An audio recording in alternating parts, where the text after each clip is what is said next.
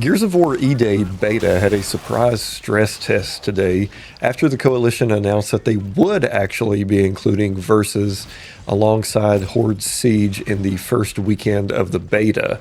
So this was a completely surprise stress test for Versus and Horde Siege today.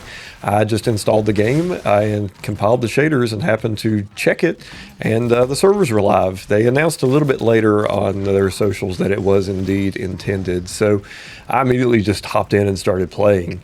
And these are some early impressions. It looks like all the content in the upcoming first weekend of the beta was included in this stress test. So it was nice to get a few matches in today. I was able to play for about almost the full 2 hours. And have initial first impressions of this game are positive. I think they were good.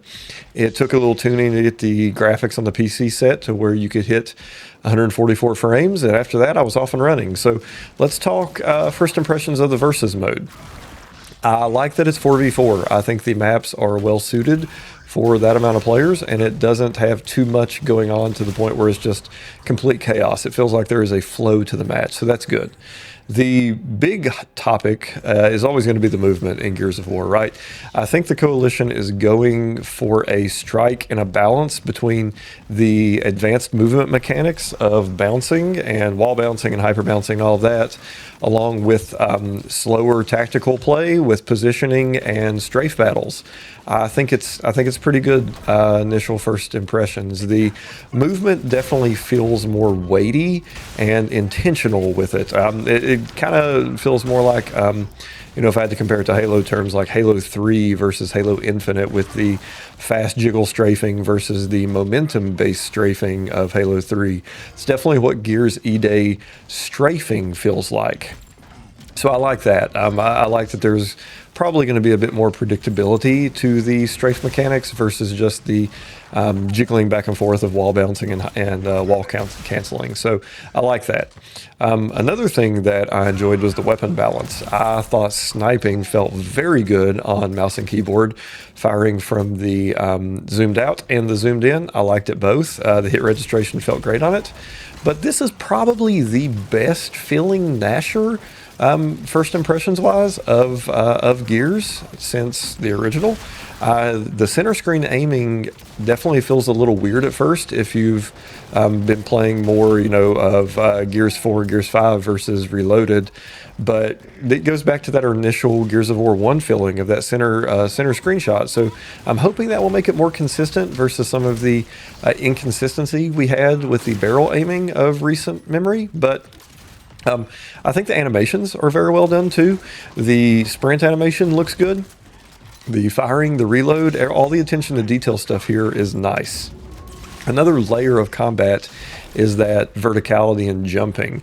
There was one time on a cross that I came to help my teammate, and the enemy he is fighting had vaulted up on a vending machine in market and had the advantage on him, right? So if I hadn't come from a bit more of a distance and was able to see that verticality, he would have killed my teammate and we would have lost that fight. So there's definitely some plays with the verticality aspect of the game that should open up a little bit more movement dimension and map awareness to the series. So we'll definitely be experimenting more with that. But a couple things that just felt a little off or that I didn't like at first was, at least on PC, we're limited to 144 frames, 144 hertz at its max. I would like to be able to just open that up to a frame rate uncapped. We'll see if that happens in the actual open beta or launch. But some of the movement does feel a little stiff and awkward maybe, and that could just be because I'm used to the more modern movement of Gears 4 and Gears 5 versus this style. That was the initial first matches, and it started to feel better the more I got accustomed to it. But sliding into cover, the transition between sliding into cover to firing, and the transition from sprinting to stopping felt weird. there's two settings I noticed with Sprint: the modern and then the legacy. With the modern being what you would consider the toggle sprint, and legacy being hold to sprint. So coming out of the toggle sprint felt a little awkward, just because you basically have to let go of the forward key or your forward input to stop the sprint from happening if you're not sliding into cover. So hopefully there's some more settings in the future, maybe just being able to hit the sprint button again to come out of it. That wasn't working for me, so we'll see. But I like the sprint animation much better than the roadie run, which is definitely a departure from the classic feel. The sprint feels like it does have a place in Gears here, and I like the potential fluidity it's going to offer.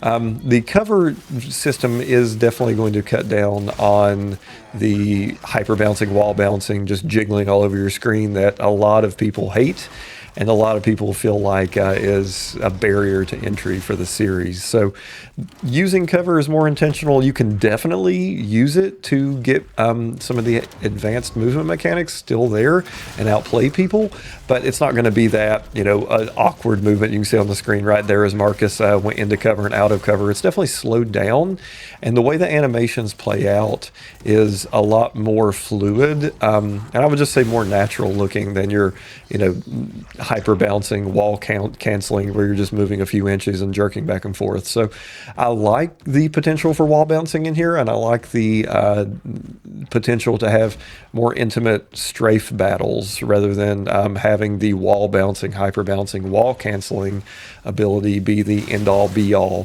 for winning Gnasher fights. The other weaponry is nice. I can definitely see the lambent shotgun, the incinerator, being very powerful. It's got more of a skill gap to it because there's a charge and a projectile that you have to lead.